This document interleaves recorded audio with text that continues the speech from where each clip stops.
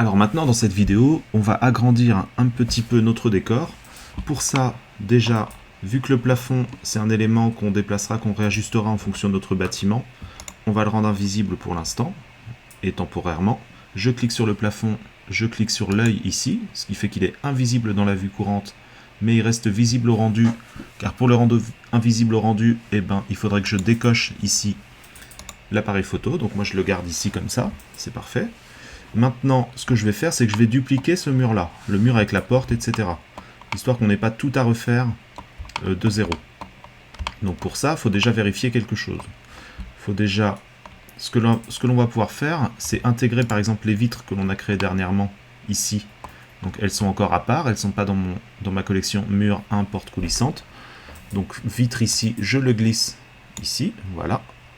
Je vais mettre les deux vitres même pour me repérer. Comme ça, je suis sûr que ça correspond aux deux vitres rapidement. Ici, et ce qui se passe aussi, c'est que mon interrupteur, ici, je vais essayer de simplifier un peu les choses aussi. C'est-à-dire que là, actuellement, j'ai deux objets bien séparés, donc support, interrupteur et les boutons de l'interrupteur ici. Donc ce que je vais faire, c'est que je vais... Alors là, vous voyez, j'ai le même nom ici, parce que j'avais fait une duplication de l'objet et j'avais pas modifié le nom. Donc là, j'ai la lumière du dessus de la porte, donc je vais renommer cette partie-là lumière dessus de porte, parce que tout ce que je fais là, je vais pas avoir à le faire après dans la partie dupliquée, donc c'est bien de préparer le mieux possible les choses pour ne pas avoir à tout régler par la suite. Donc lumière dessus de porte, je pourrais faire en sorte qu'il soit non cliquable d'ailleurs, donc je vais rajouter ici l'option ici pour pouvoir choisir si l'objet est cliquable ou pas. Voilà, si je le mets non cliquable, par exemple le dessus de porte, lumière dessus de porte, et bien là je peux plus le sélectionner par erreur. Si de loin je veux sélectionner mon mur, hop, et bien je suis sûr que je ne peux pas le sélectionner. Je sélectionnerai forcément mon mur parce que je ne peux plus sélectionner ici. Et ce que je vais faire, alors pour l'instant je le rends sélectionnable quand même, pour pouvoir le travailler ici, c'est que je vais l'intégrer à mon mur. C'est-à-dire que je clique sur mon mur ici, je vais vouloir que cet interrupteur-là, voilà, si je déplace mon mur ici, regardez, voilà, je le déplace, CTRL-Z, j'annule mon déplacement, et bien j'ai le support d'interrupteur qui ne suit pas. Alors que moi, je veux que ça suive le mur, tout simplement.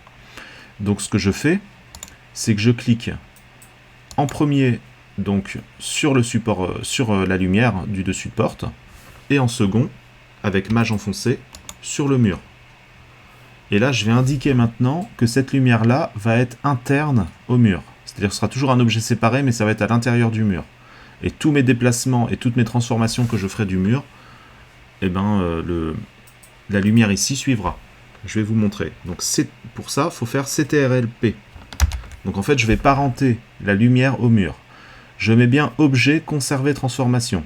Histoire que toutes les transformations que je fais du mur, si je change sa taille, si je le déplace, etc., si je fais une rotation, mon objet, la lumière du dessus de porte, va suivre toutes ces transformations-là. Donc ça, c'est très important de prendre objet, conserver transformation. Et là, vous allez voir que dans la collection, il va disparaître. Hop, voilà, là, il a disparu. Mais en fait, il n'est pas vraiment disparu. Il est juste à l'intérieur de l'objet mur avec deux fenêtres ici. Si je le déroule ici, on retrouve la lumière du dessus de porte qui est juste ici. Très bien. Donc maintenant, on pourrait faire la même chose avec les deux tuyaux, plutôt que de faire une collection comme ça. Donc là déjà, la collection, elle est séparée du mur 1 porte coulissante. Donc moi, je vais le ramener à l'intérieur ici déjà, si je le garde dans une collection. Comme ça.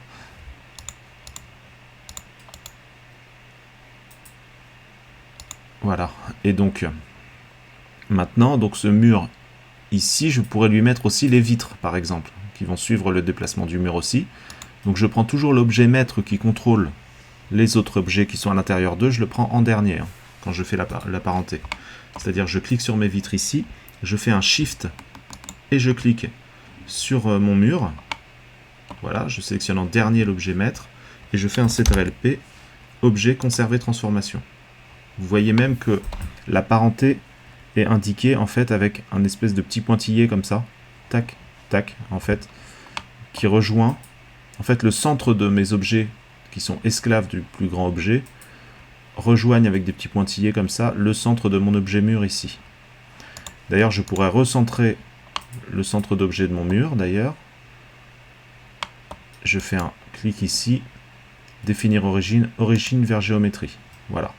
Comme ça, le centre de mon mur est bien au centre de mon mur.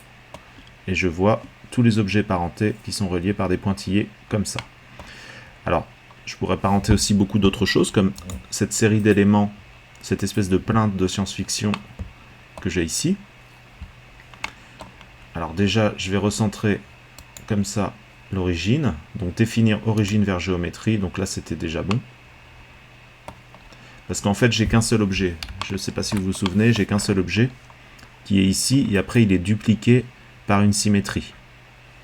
Et par un tableau. Voilà, par plein de choses. Je pourrais déjà, vu que je vais augmenter le nombre d'éléments, je pourrais par exemple, ici, vu que ça se voit pas trop, je pourrais désactiver le biseau. Vous voyez, hop. Alors, peut-être pas le solidifier, mais le biseau, ici, je le désactive. Donc déjà, j'ai un gros gain de polygones en faisant ça. J'applique la taille et l'échelle, je vois que c'était pas bien appliqué. Hop. Donc là, ça fonctionne beaucoup mieux. Hop. Pensez bien à appliquer à chaque fois quand vous changez la taille de vos objets, d'appliquer sur CTRL plus A l'échelle, tout simplement. Et voilà. Donc maintenant, cette plainte aussi ici, les éléments de mur, que j'appelle éléments de mur ici, je veux que ce soit aussi esclave de mon mur ici. Donc avec Maj ici, je sélectionne le mur maître en second. Et je fais un CTRL-P, CTRL plus P, conserver transformation. Et là, ça disparaît. Tout rentre à l'intérieur d'ici, voilà.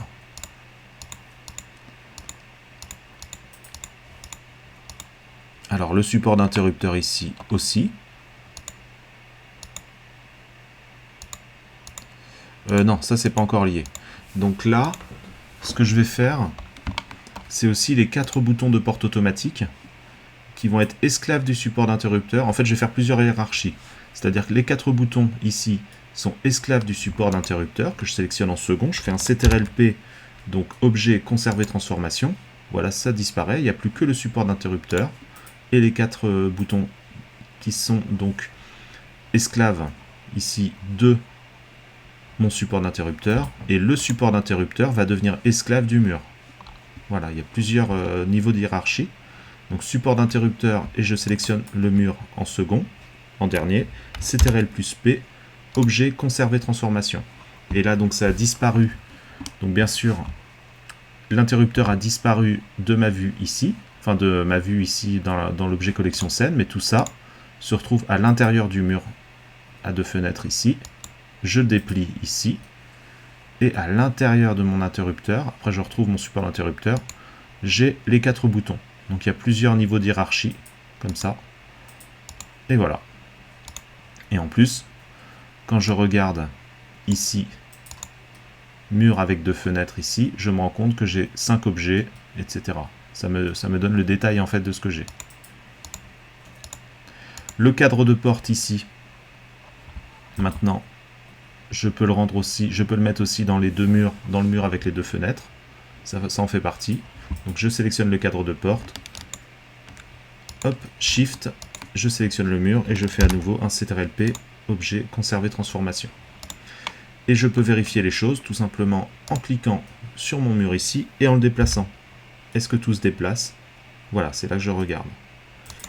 Je fais un CTRL-Z. Maintenant, les choses qui ne se déplaçaient pas, forcément, c'est les portes coulissantes ici. Donc porte coulissante, porte gauche, porte droite. Alors on va travailler d'ailleurs une petite modification par rapport à ça.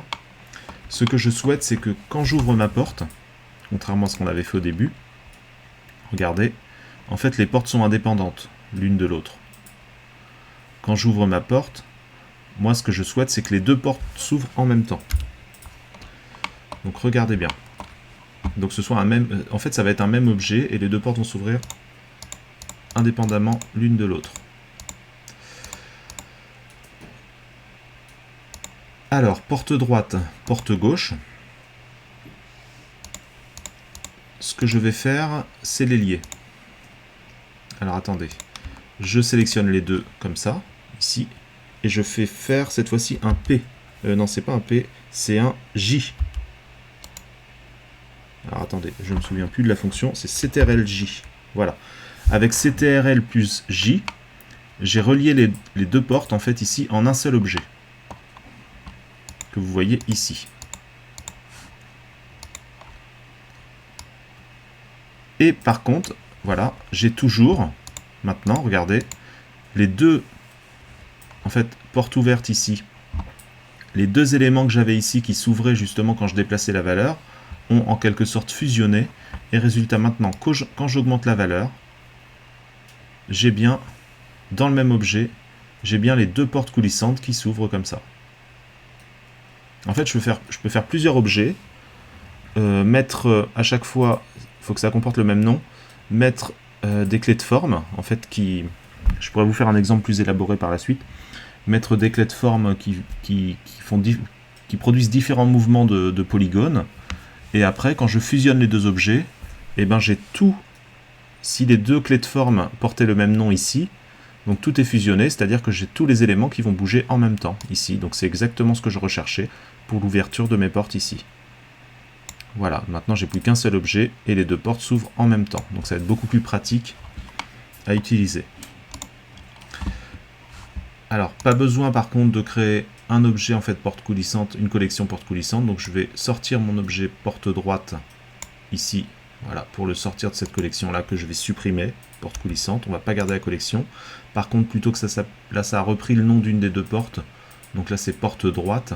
Je vais renommer tout simplement porte avec un S coulissante. Voilà, comme ça c'est les deux portes en même temps ici. Et ces portes coulissantes, je vais les rendre esclaves aussi de mon mur avec les deux fenêtres. Mage enfoncé, je sélectionne sur le deuxième, CTRL-P, objet, conserver transformation. Voilà, donc tout de suite, les éléments que j'ai ici sont déjà beaucoup mieux rangés. Là, j'ai plus que... Alors, c'est pas porte coulissante, CTRL-Z, je vais annuler mon opération. C'était le mur qui devait être pris en dernier, vu que c'est le mur qui est le maître en fait des portes coulissantes.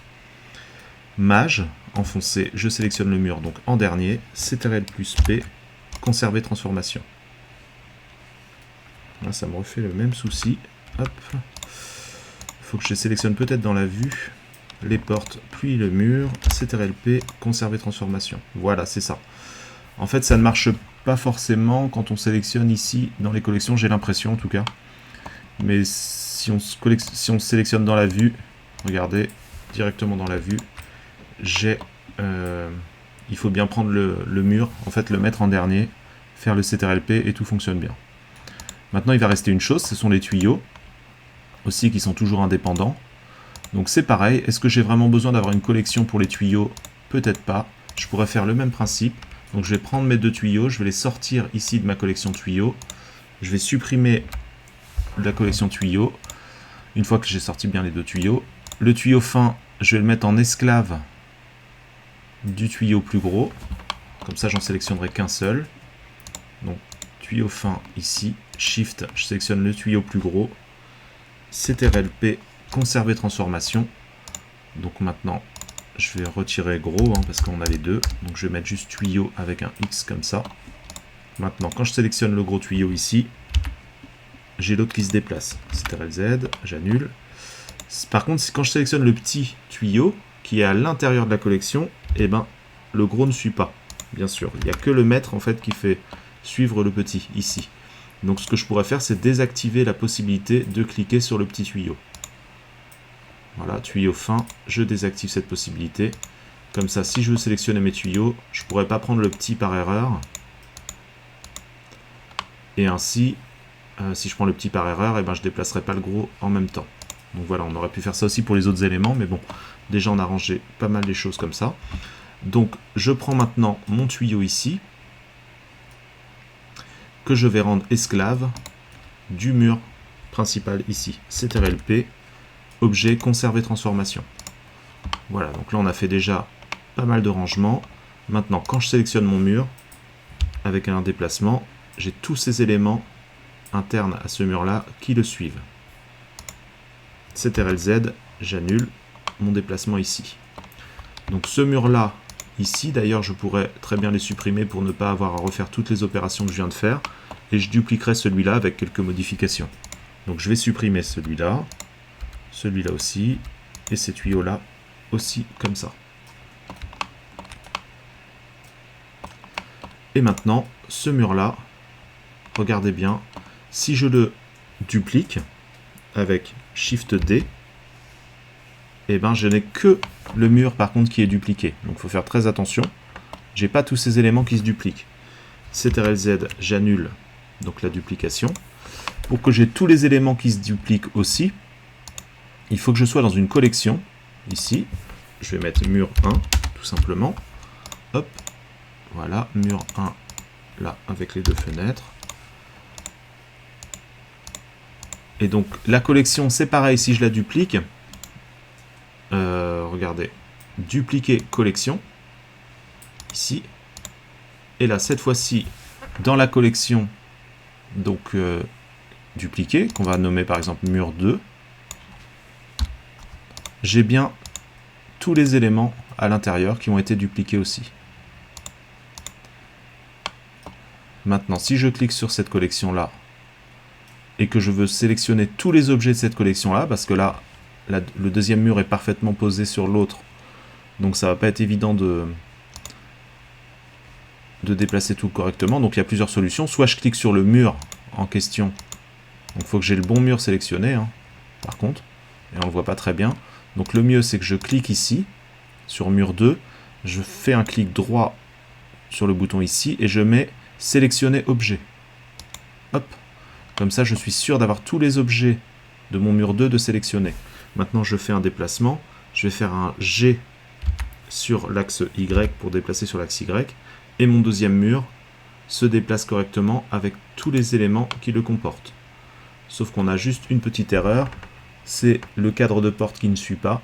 Donc on va voir ce qui s'est passé. Je vais faire un CTRL-Z, j'annule ici, je vais regarder ce qui se passe avec le cadre de porte. Alors, cadre de porte ici, comme ça, modificateur. Alors, je sais pourquoi.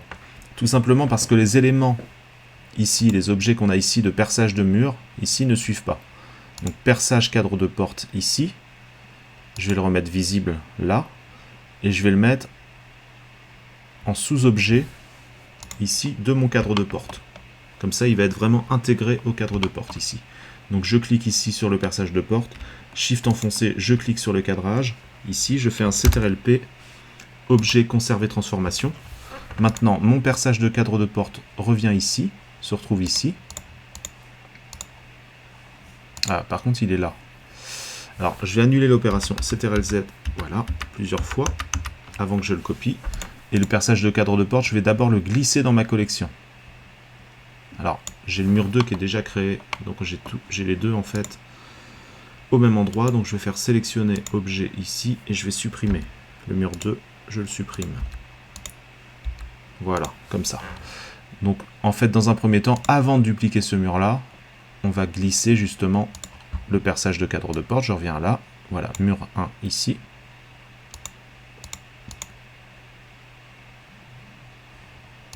Attendez, CTRL-Z, j'annule l'opération, et je vais glisser ici, dans mur 1. Et donc il revient où? Celui-là,